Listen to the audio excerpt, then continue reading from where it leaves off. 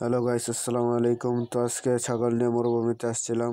বৃষ্টি হওয়ার কারণে মরুভূমিতে অনেক ঘাস হয়েছে। তো মালিককে সকালে বললো যে ছাগলগুলো নিয়ে বাইরে যা, বাইরে নিয়ে খাওয়াই নিয়ে। তো রোজা রাখছি, তারপরেও ছাগল নিয়ে বাইরে বাইরে হয়েছে। তো প্রচুর হাওয়াও চলতেছে, রোদ উঠছে, ক্লান্ত লাগতেছে। তো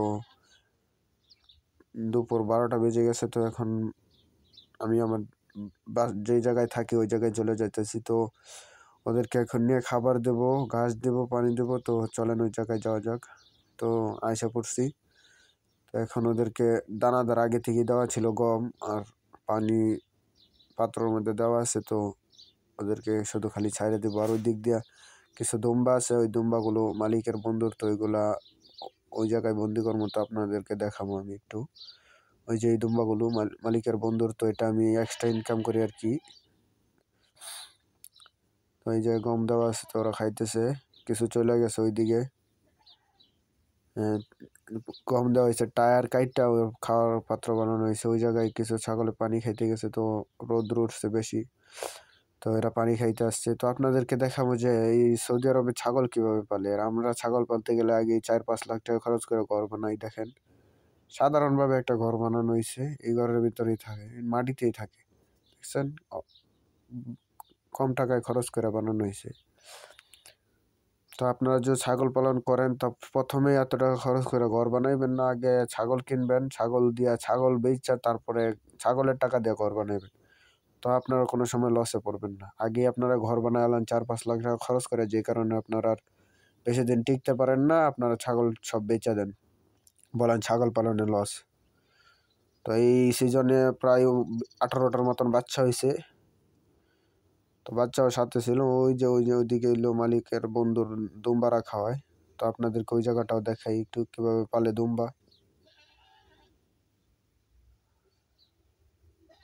তো এই জায়গায় এই দুম্বা চলে আসছে। তো এই দুম্বাগুলোর ওইদিকে নিয়ে যাইতে হবে।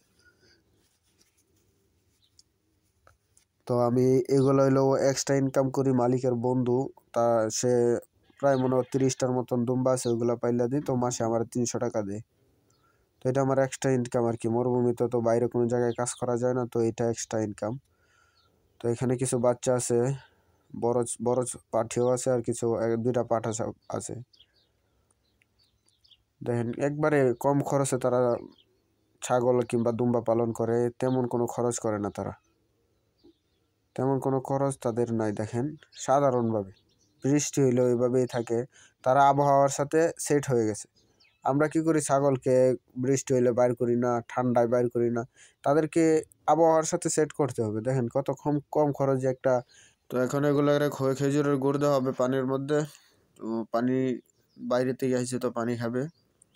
তো ওদেরকে আজকে আর সারাদিনে কোনো দানাদার খাবার দেওয়া হবে না। আসরে মাগরিবের পরে আর কি কিছু দানাদার খাবার দেওয়া হবে, এছাড়া আর কোনো খাবার দেওয়া হবে না। তারা এখন ঠান্ডার সময় আইলে সৌদি আরবে মনে করেন যে ছাগলের শুধু বাইরেই ঘুরে খাওয়ানো হয়, তেমন ভাবে খাবার দেয় না আর কি। তাদের খরচ কমে যায়। শুধু গরমের সিজন যখন আসবে তখন তাদের খরচটা একটু বাইরে যাবে। কারণ আর এই জায়গায় পানি রাখা হয়। দেখেন সৌদি আরবে কিভাবে পানি মজুত করে রাখা হয়, কারণ পানি থাকে না। ওইটা হলো পানির গাড়ি। আর ওইদিকে সবকিছু দেখেন, ওই যে ওইদিকে এদিকে কিছু আমি টমেটো গাছ লাগাইছি, কিছু পেঁয়াজের গাছ লাগাইছি, কিছু সৌদি আরবের কিছু শাক সবজি লাগাইছি। হ্যাঁ, এই যে একটা বড়ের গাছ লাগানো হয়েছে এই জায়গায়, আর এই যে পেঁয়াজ লাগানো হয়েছে। তো এই সবই করি আর কি। তো চলেন কিছু মুরগি পালি, তো মুরগিগুলো দেখাই। মুরগি হয়তো আজকে কিছু ডিম দিয়েছে। এই জায়গায় 6টা থেকে 7টা মুরগি আছে, মাশাআল্লাহ অনেকগুলো ডিম দিয়েছে। পাশাপাশি ওই সাইডে আবার কবুতর আছে, ওইগুলো আপনাদের দেখাবো। তো মরুভূমিতে মনে করেন যে এইসব কাজ ছাড়া আর কোনো কাজ নাই। এই জায়গায় কিছু কবুতর আছে, কবুতরের বাচ্চা কিছুদিন আগে জব করা হয়েছে, খাওয়া হইলো। এখন আবার নতুন করে ডিম দিছে। কিছু দুই 3 জোড়া বাচ্চা আছে মনে হয় এখন বর্তমানে। এছাড়া সবই ডিমের মধ্যে বসে আছে, সবগুলাই ডিম দিছে। এই জায়গায় 2টা বাচ্চা, সব ডিম, সব জায়গায় ডিম পাড়া।